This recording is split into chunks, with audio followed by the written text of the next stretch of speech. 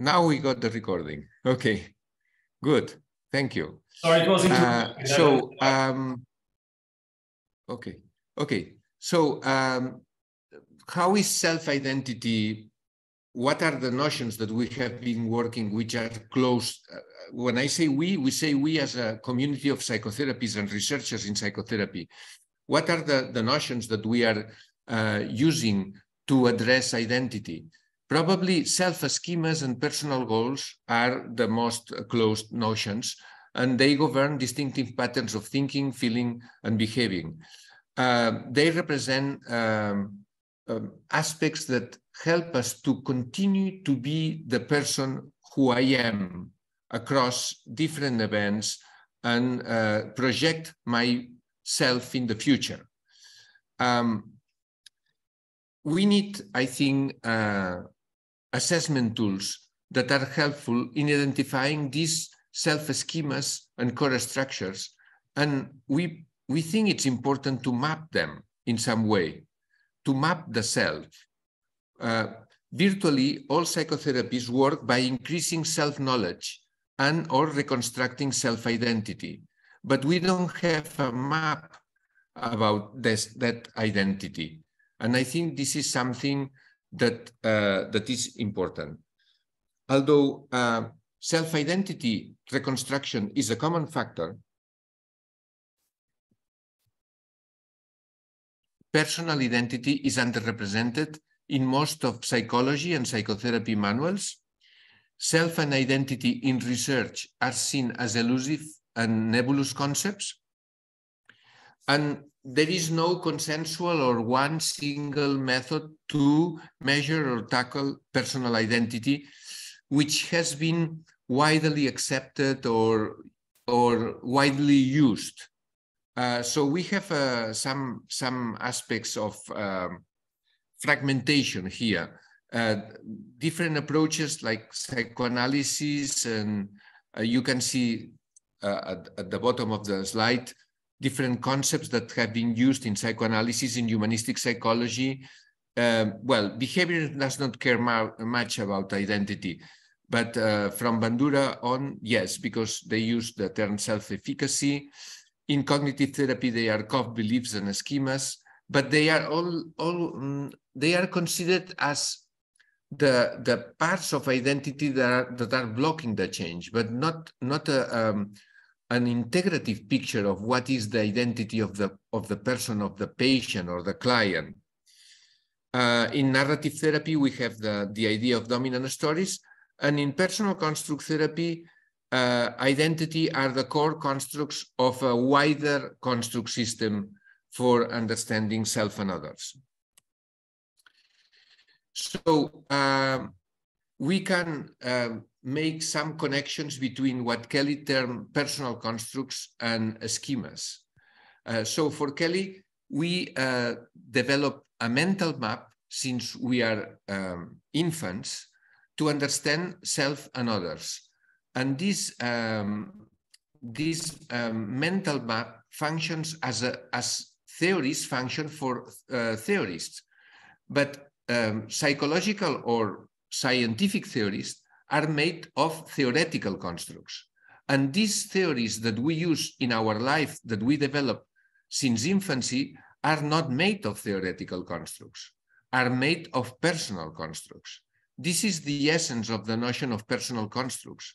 It's based on the parallel between the scientist and the lay person. So we all have theories. Our patients also have theories, and they operate through their theories. And the question is, what are these theories made of? They are made of personal constructs or schemas. And in Kelly's theory, the constructs are the grasping of differences. And these more core constructs, for later Beck developed the issue of core beliefs, are that defines identity, are the cognitive structures that allow us to construct continuity of the self between the past self, the present self, and the future self. For that, from personal construct theory, we can, you might not like it, but we can, it might not be your preferred theory, that's fine, but we can see if the instrument that was created in this context to capture these personal constructs and to study the core of the system and the identity is useful for any approach, even if you don't like Kelly or personal construct theory, that's not a problem.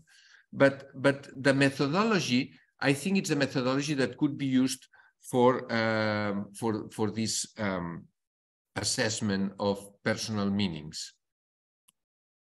This is the repertory grid. And you might say, wow, there is nothing here. This is the most important thing, that everything needs to be constructed. If I was presenting MMPI version number 7, it would be very important what are the items there. But here, what it is important is that the items and all the process, all the grid is a process between people. Even if you see structures here, cells, the grid is a process because you need to fill this in. It's nothing at the beginning. It just, you need to map the client's or the patient's point of view.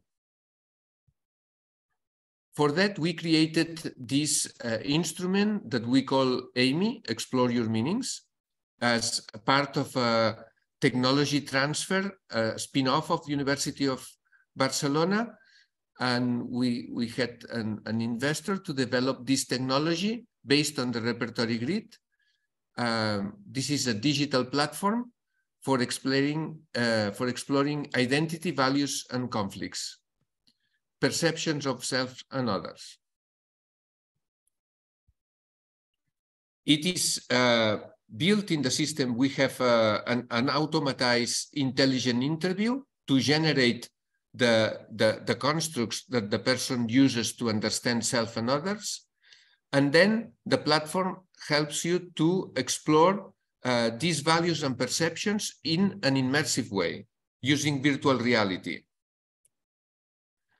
And then you can get, using this interview, you can get personalized outcomes and also an automatic report of the client's identity construction. Let's have a look at a case example. This is Mary. Is one of the participants in our study on depression for our study for young people with depression. She's as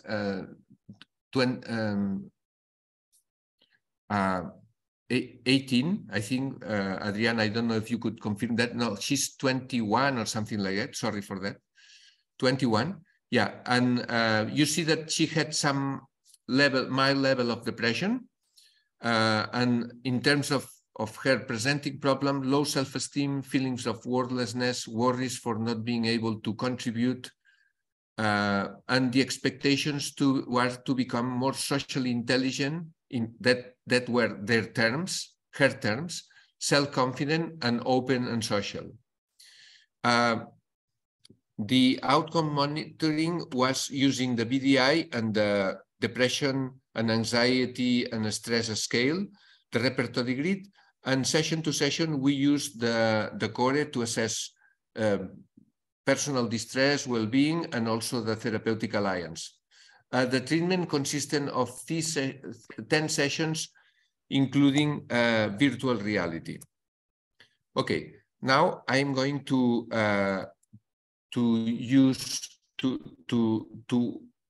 have a look at the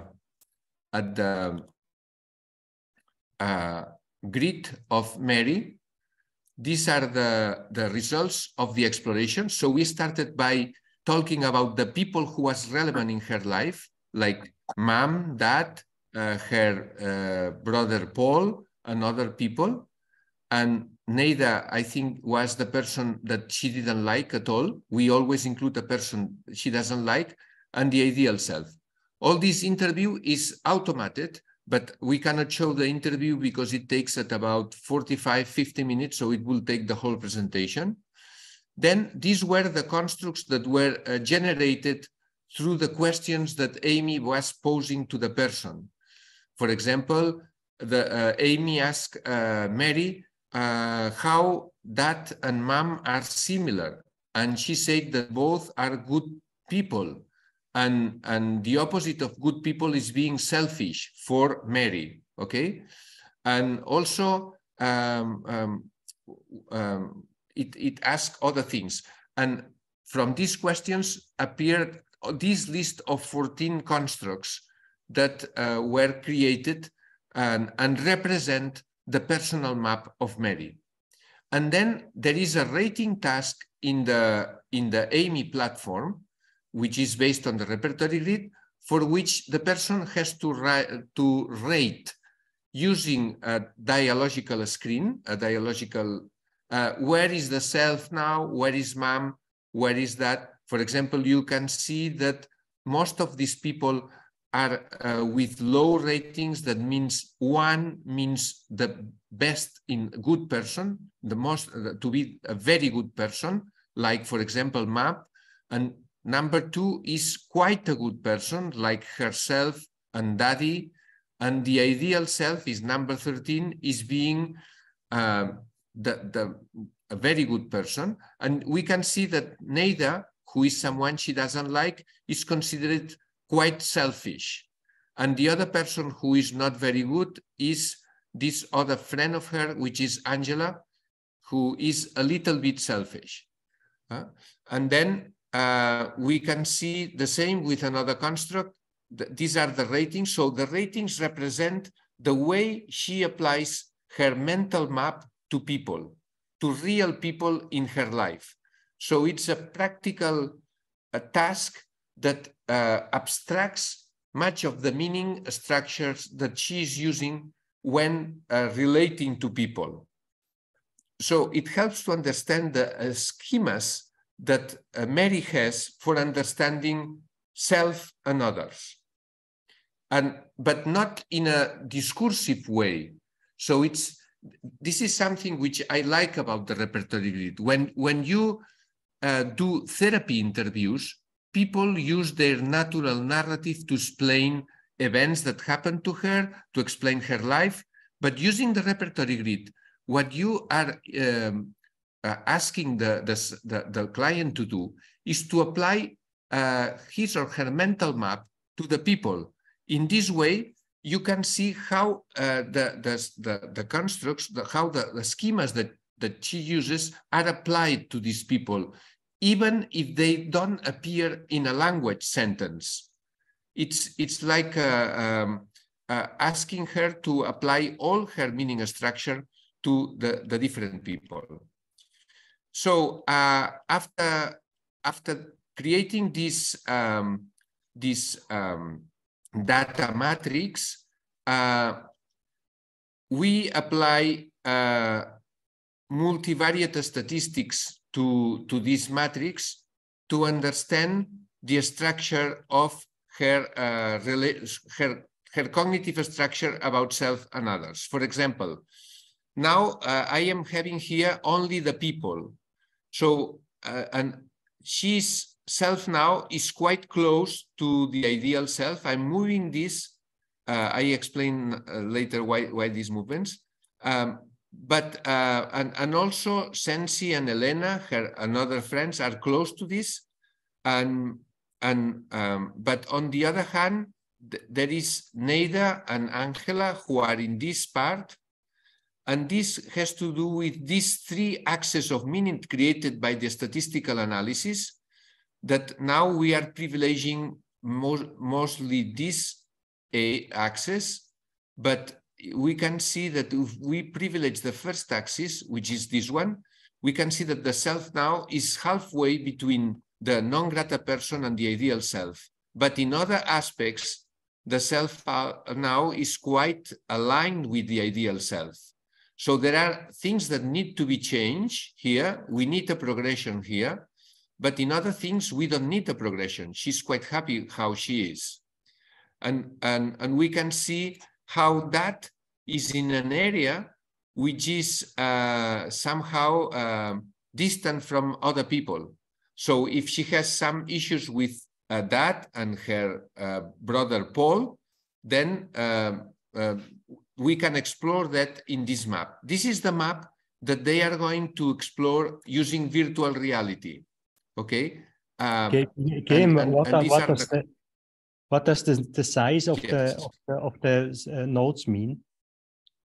How big the node is? Yeah, that's excellent question. Yeah, yes. The size of the spheres represent the percentage of variance accounted from the data matrix by that particular person. So Neida is very important for defining her meaning system. It doesn't mean that Neida is a very loved person. It doesn't mean that she's very important in her life in emotional terms, but it has been important for Mary to define her values, to define her schemas.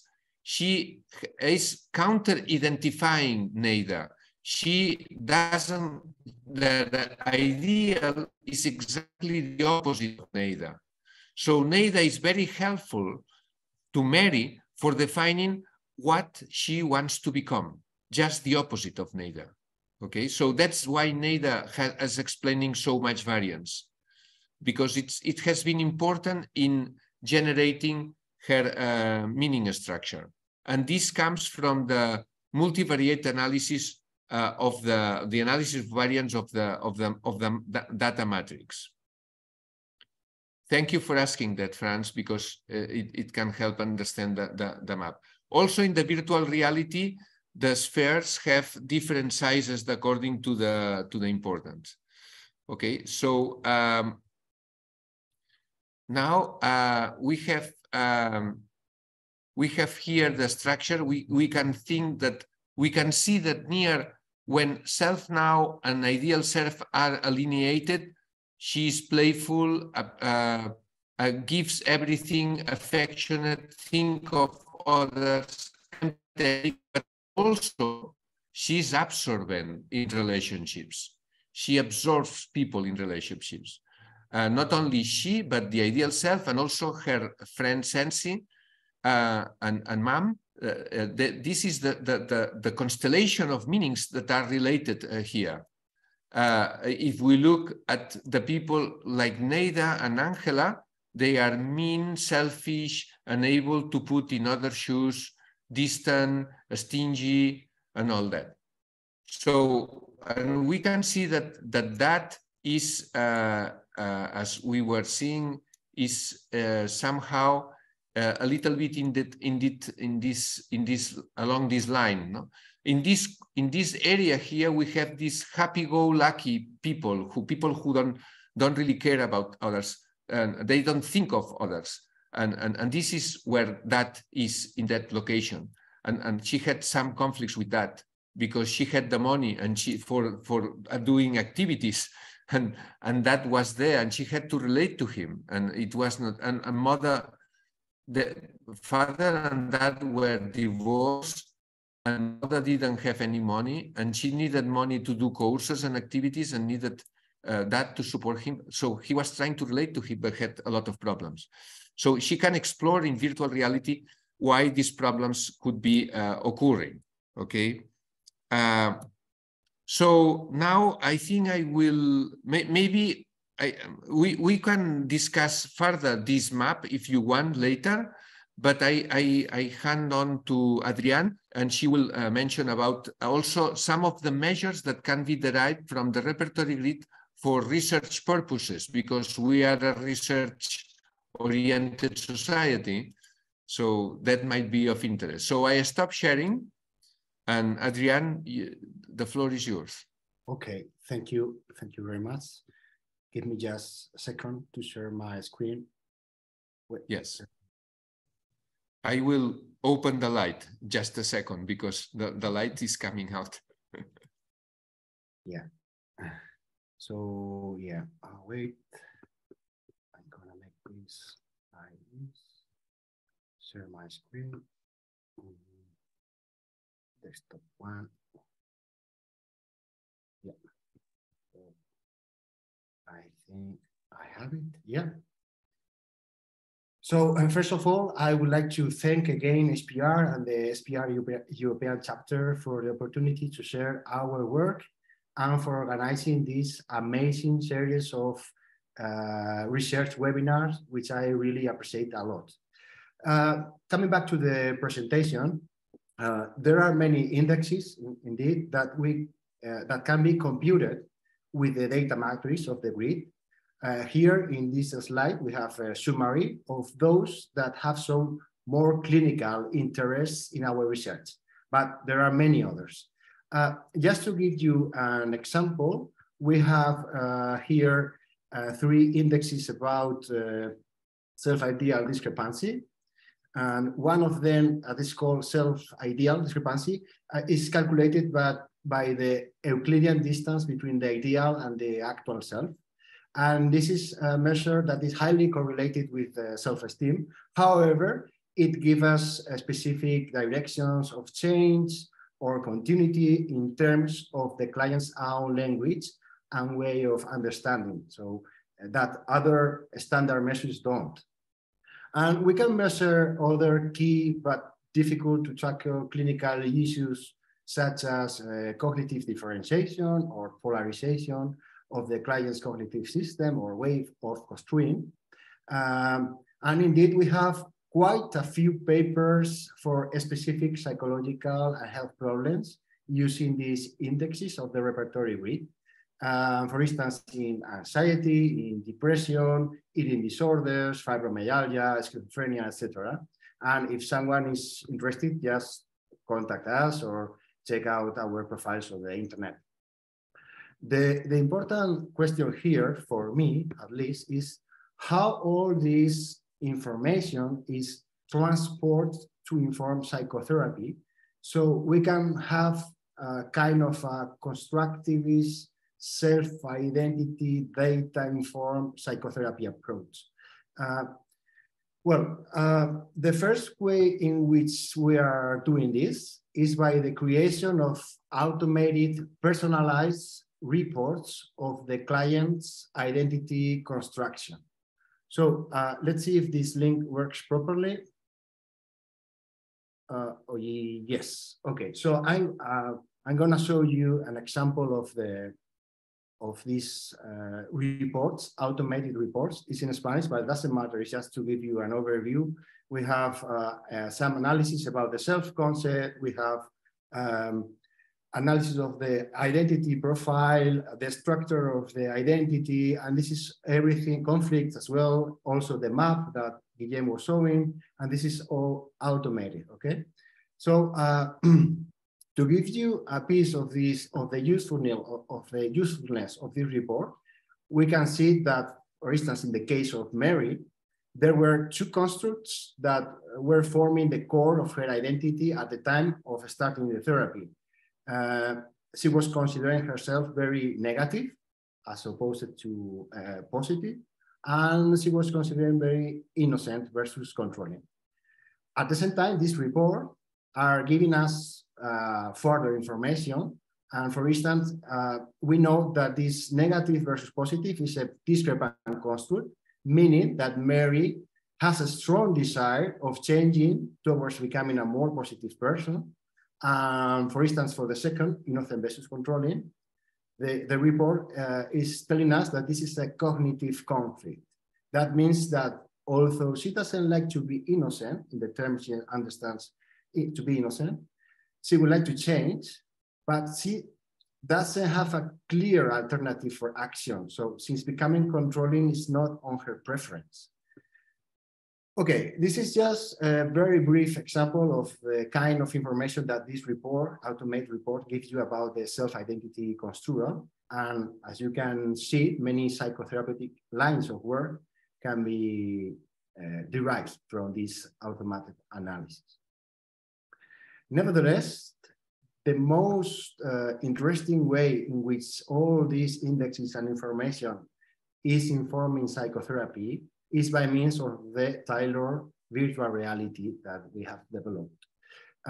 The word tailored here means that each virtual reality scenario is different for each client, since it's constructed based on the unique personal meanings, as Guillem just showed us.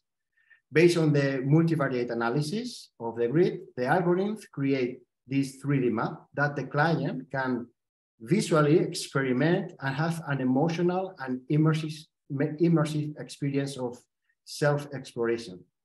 So, contrasting to other virtual reality approaches in psychotherapy, this virtual reality that I'm going to show in just a second is not based on exposition mechanisms, but on exploration.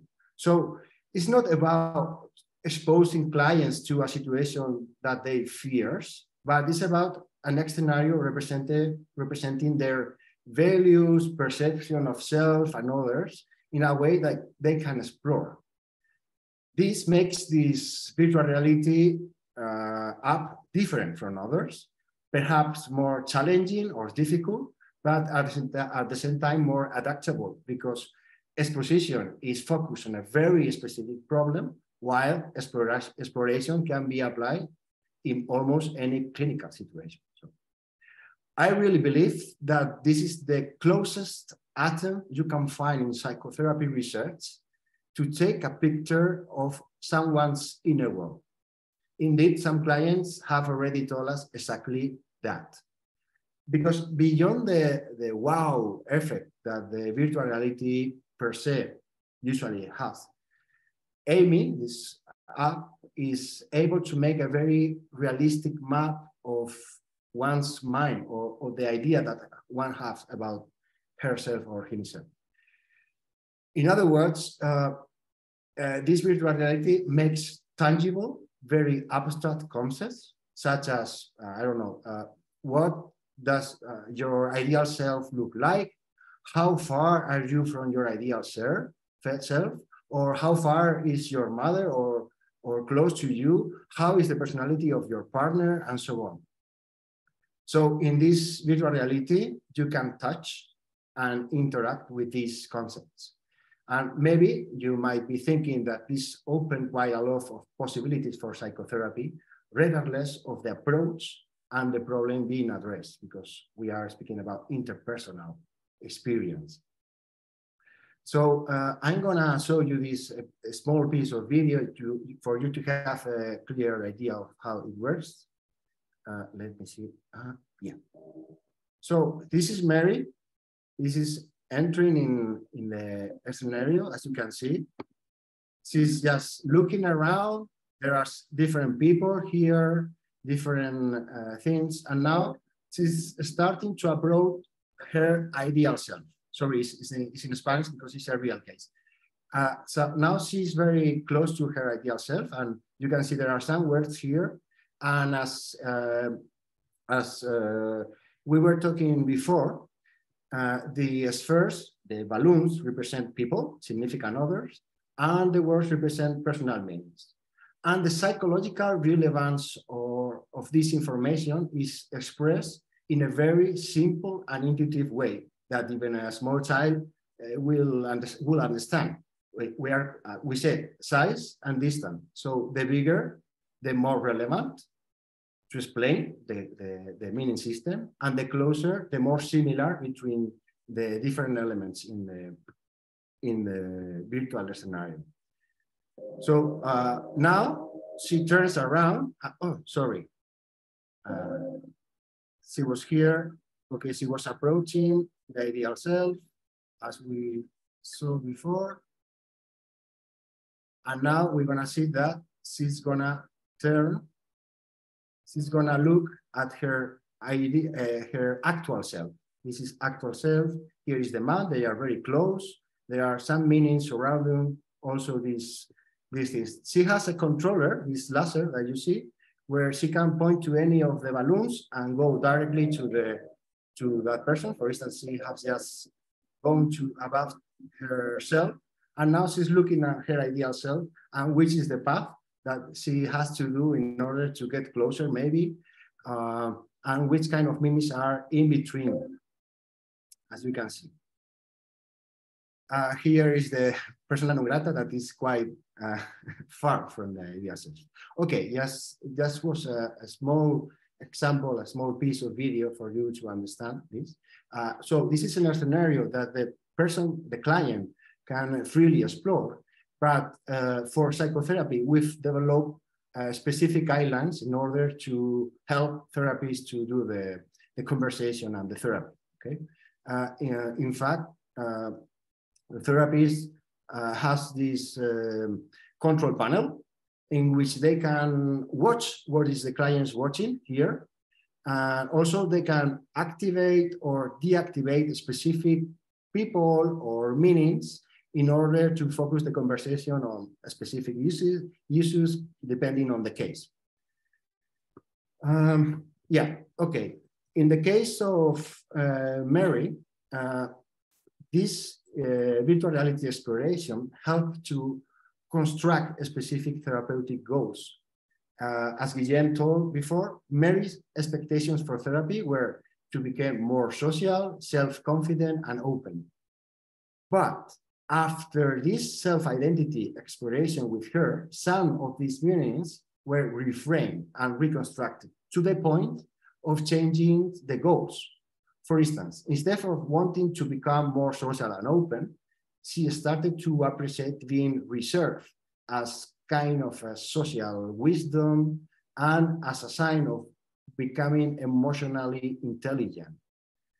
Then we were able to confront emotional Mary versus critical Mary and see which position was helping her or disturbing her, in what circumstances, and so on. And as a consequence of that, there were a significant reduction of the self-idea discrepancy. Changes in self-identity can also be tracked automatically and without the bias of the therapist's point of view, with a post-intervention report on self-identity construal. That means that the person feels again the grid. And in this case, we see that the content and number of Mary's core constructs defining her identity have changed as a result of the therapy. That negative and innocent meanings that we have at the beginning were no longer relevant to define her sense of identity. And instead, she was defining herself as emotional, understanding, and realistic. Okay, the report has many other information that we have no time to check. It's just an example. When looking at outcome monitoring, we can also appreciate, in this case, some clear changes. Mary reported a wavering but continuous improvement from the beginning to the end and the post-intervention assessment. And although she started above the clinical cutoff in all subscales of the Choreon, she achieved a clinical and significant change after therapy, which is quite congruent with the change observed in self-identity construal. Actually, the first gain was right after the first session of virtual reality exploration. That was in the second one. And she also had the opportunity to see in virtual reality how she had evolved in the last session, in the 10th session. This is a brief protocol, remember. Yeah, disorder-specific measures like BDI-2 or DAS also confirm a significant positive change after therapy in this case. So where is our research at this very moment with this whole thing? Well, as part of a fund project, we've devised a randomized clinical trial for young adults with mild to moderate depression to test out the hypothesis of the superiority of the virtual reality arm. This is a 3-arm trial with CBT as the gold standard. We have personal construct therapy, and we have personal construct therapy with virtual reality, in which a 10-session protocol is applied with a 6-month follow-up. We have different outcomes measures here. This trial is now in progress, of recruiting, and hopefully we will finish this phase during the upcoming 2023.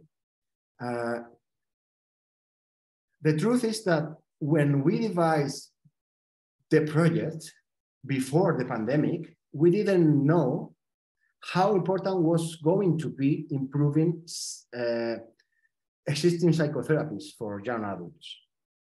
According to recent data, in the aftermath of pandemic, some things about mental health are positive for some age groups, since the self-report scores are roughly similar to the average report before the pandemic. However, one particularly striking feature of the most recent data is that young adults, especially those aged between 18 and 25, are not doing well, and they are not doing well across multiple aspects of well-being. First, young adults should become one of our priorities in psychotherapy research. The project has also a focus on improving engagement in treatment. Of course, we all know about the relevance of therapeutic alliance for achieving good outcomes, but for young adults, we might need something else to make the therapy and the alliance itself a little bit more appealing.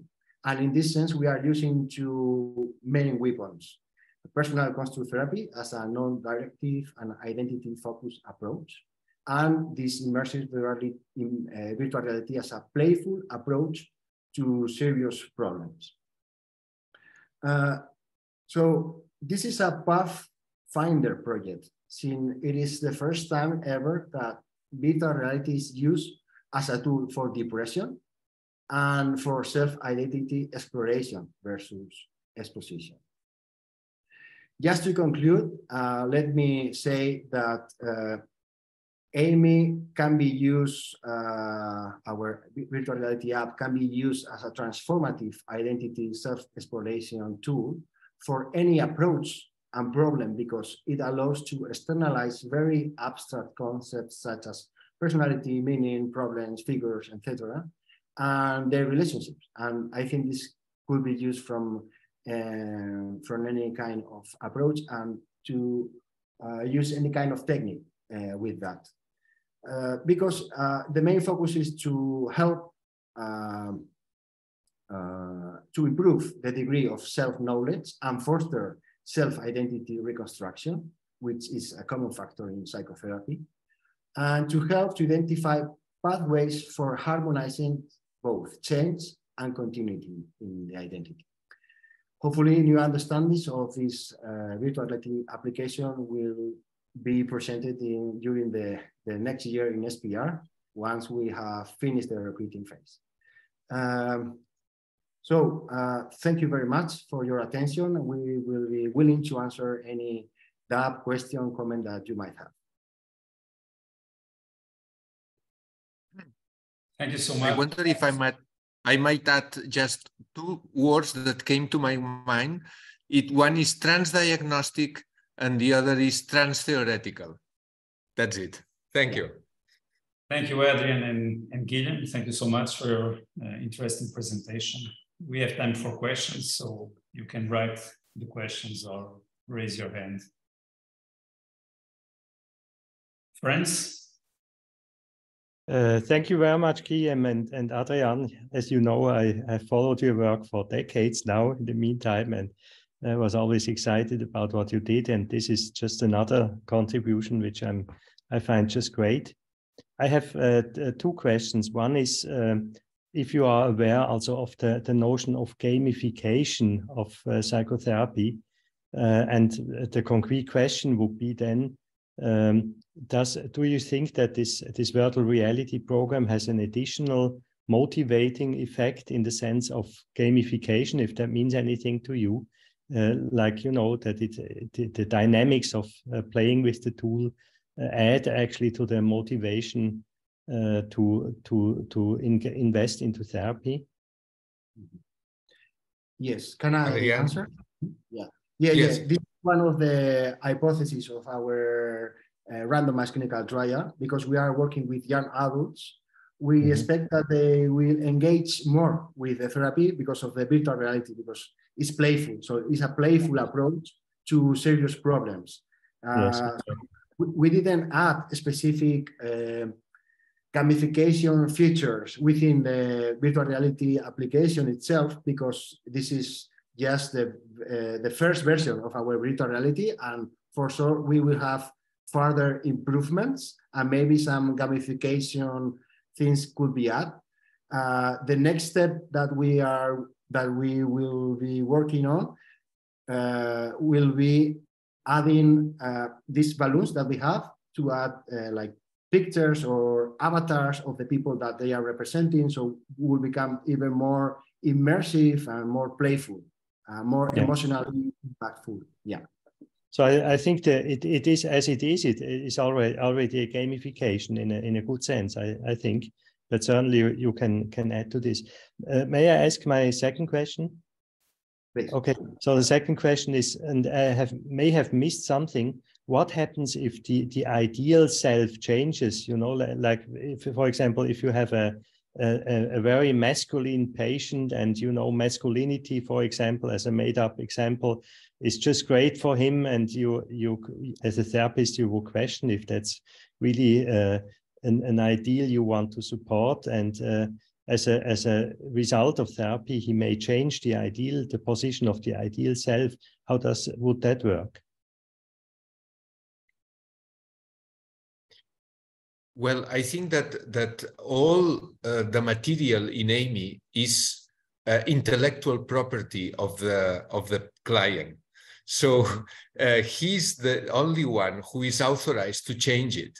So we consider EYME not just a way to make more playful the therapy, but also a way to empower in a more productive way the people. Empower them includes that they are the protagonists, they are the main character in the film to define which the ideal should be.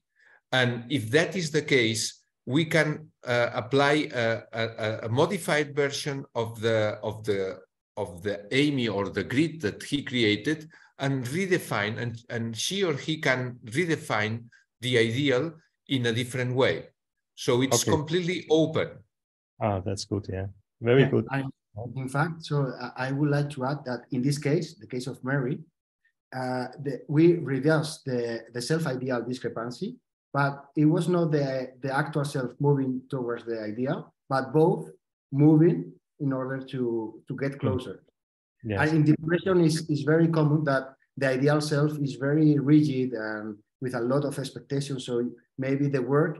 So in the guidelines that we've developed for using the virtual reality, there is one part in which the therapist ask about the actual self, and another part is focus on ideal self and try to reframe, reconstruct, recheck with the person if that is really his or her preferences. So her preferred future. So yeah, it's a very interesting question, Franz, to see in which case it changed the ideal self or the self or both. Yeah. Yeah. Thank you. You're welcome. Thank you. Other questions?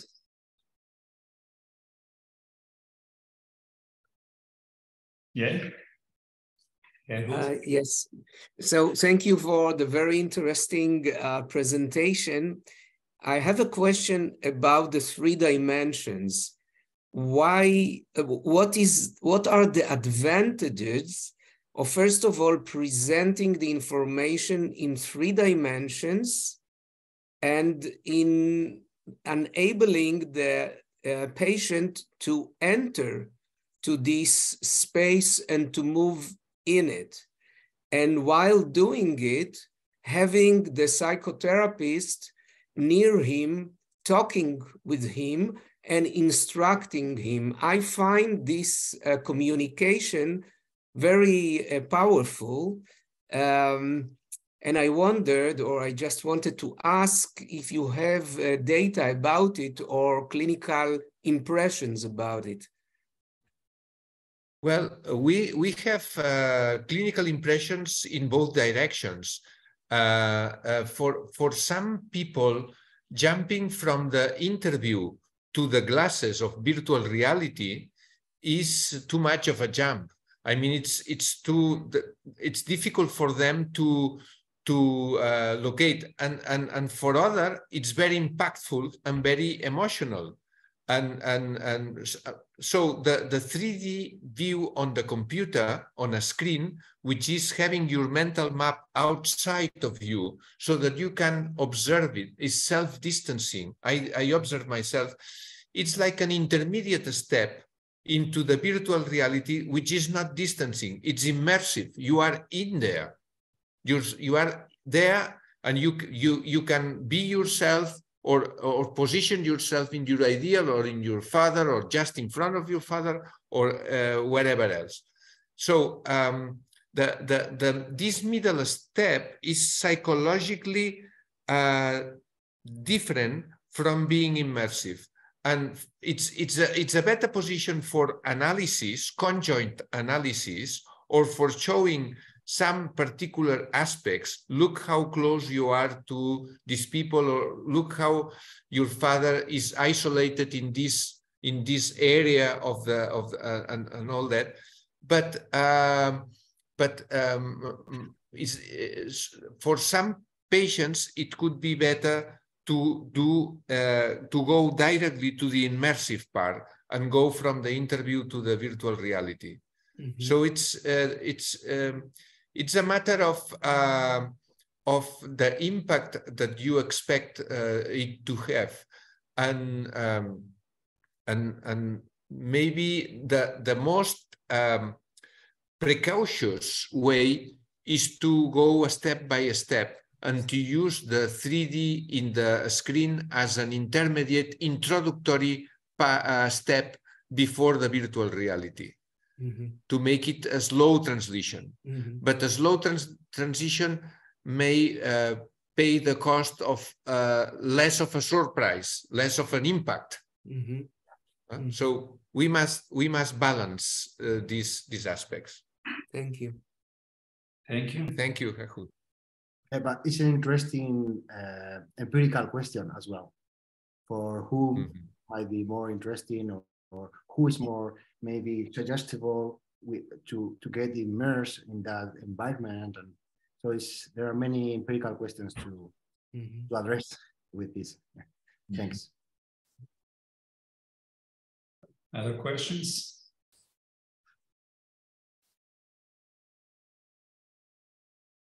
I can ask one in the meantime. I was curious about if you, in the protocol, in the RCT, you have a number of times that the person uses the virtual reality tool. How many times? It's every session. It wasn't clear to me. I saw in the graph 2 times, but it's a choice of. This is the standard, yeah, because the virtual reality here in this RCT is used to formulate therapeutic goals, to improve self-knowledge, to have like an orientation of the therapy. Mm-hmm. So it's not like, as I said, it's not an exposition kind of virtual reality, it's more exploration. So we use it at the beginning, not in the very first session, but just right in the session, because we need to do the interview as well, and so on. Mm-hmm. And at the end as well, as a way of observing changes and having this goodbye experience of the therapy, let's say. Okay. And at the end, you do another grid, right? The person replicates the grid, and you see the changes in constructs and in the positions of the significant others. Is that okay? Yeah. Is that correct? Is that correct? Yeah. And the idea is that the one exploration in virtual reality is transformative itself. So that's why we are not usually like every single, because that would be very stressful or overwhelming. So we just do it once and have like therapeutic lines of work. Okay. Thank you. Yeah, I think. Let me say one just more. Sorry, Guillem. There is one interesting feature in the app is that you can take pictures. The client can take pictures of what she's watching, and this might be used in further sessions as well. This is very interesting. Okay. Go ahead, Guillem. Yeah, I was thinking that one of the aspects that is somehow a necessity in the psychotherapy field is in the phase of termination of the therapy to have a good way to map what has been the evolution of the process. So if you were applying the repertory grid in the second or third session using EYME, and then you can visualize that at the end of the process, then you can have like a more visual representation of all that has been achieved in terms of change in self. Of course, change in behaviors can be, of course, are important, and you can, but those are more visible naturally because they are more visible phenomena. But change and identity are intangible, and this is a way to make termination a better process. And and the other aspect that I want to underline is that when we talk to patients, after 1 hour, they remember maybe in a good, being hopeful and positive 80%. After 1 week, they remember 40% of what you said. After 1 month, probably 10%. I am being positive. I am being optimistic. But when they are in the immersive situation of the virtual reality, and you are talking and working with them collaboratively as you would do without the glasses, but they are experiencing that thing, looking at the people there and feeling all that experience, it's much more recorded in their memory, and they can retrieve it more often. They have like positive flashbacks during their life from the mental map that they were exploring in the session. So the sessions are much more powerful when the therapist is assisted with EYME.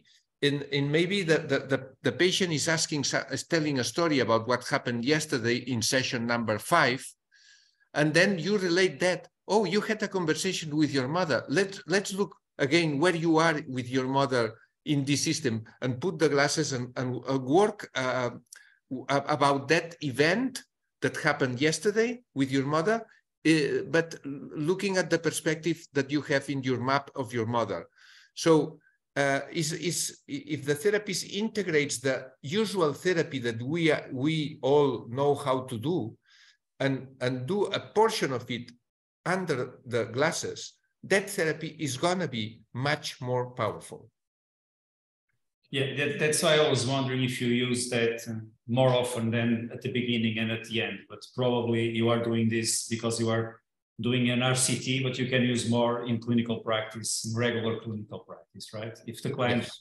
to use the glasses at session 6 or 7 and go there, because it's a new experience to be in the, you are generating experiences, new experiences. Thank you. Right.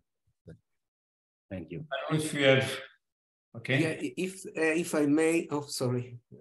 Sorry. And then David. Okay, so do you have experience with family members who may, or couples who may use the same system, I mean, to put the headset and to be immersed in your spouse's world, for instance, and see how she sees the world of similar people that probably you as a couple know together, or you know from her past, and then you do the same. So I think that might have an impact on couples or on families, children, etc. Do you have experience with it, or did you think of developing it in such a way?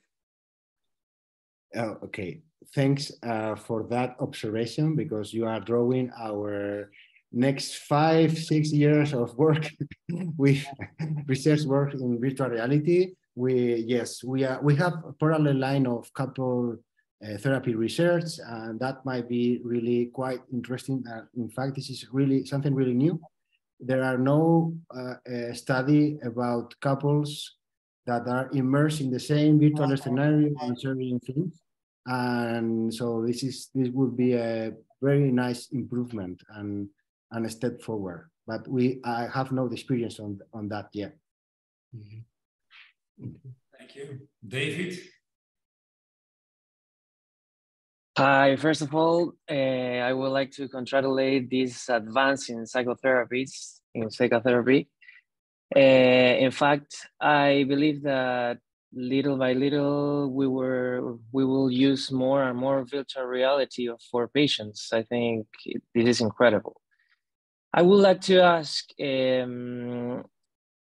you have any information of the difference by age.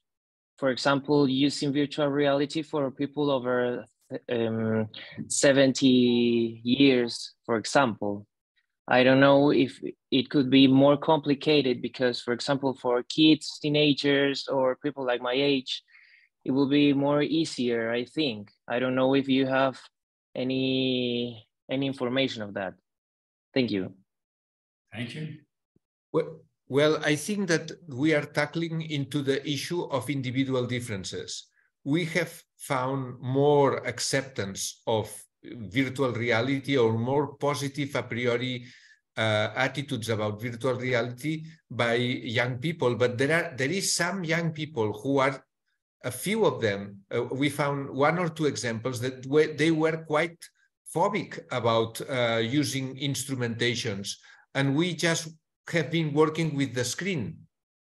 Okay, so I am not talking of the RCT, Miguel. I am talking more of clinical practice, okay? So for some people, it's better to work with the screen, and they feel more in control, and they prefer that. And what we found is that as it happens with people with older ages, there are some people who are quite adventurous and like to try on something which is new, and they enjoy at the same time the joy of using virtual reality glasses and the joy of EYME all together. And other people, they are absolutely phobic of it, and they don't want to hear about that. And for them, we can use the screen. And usually there are no big problems with the screens because everybody is looking at the screens. I mean, the TV screen is in every residence for all people. It's everywhere. So, and computers are much more common now. So the good thing is that since the people who is in the picture is their people, they feel much more comfortable. When you put them in an S scenario, which has been constructed, sometimes depending on the fit between the person and the S scenario, they might be not comfortable there. But now they feel comfortable because it's my father, it's my son, my people is there. So they feel much more attracted to it because it is personalized, which is the title of this presentation. Personalization is essential in our presentation, and it's the key of the whole story. And I think that there are little virtual reality or few virtual reality developments so personalized as this one. I think we are the champions. Oh, sorry. May I just make a quick comment? I'll be 70 in 2 months from now, so the age is something relative.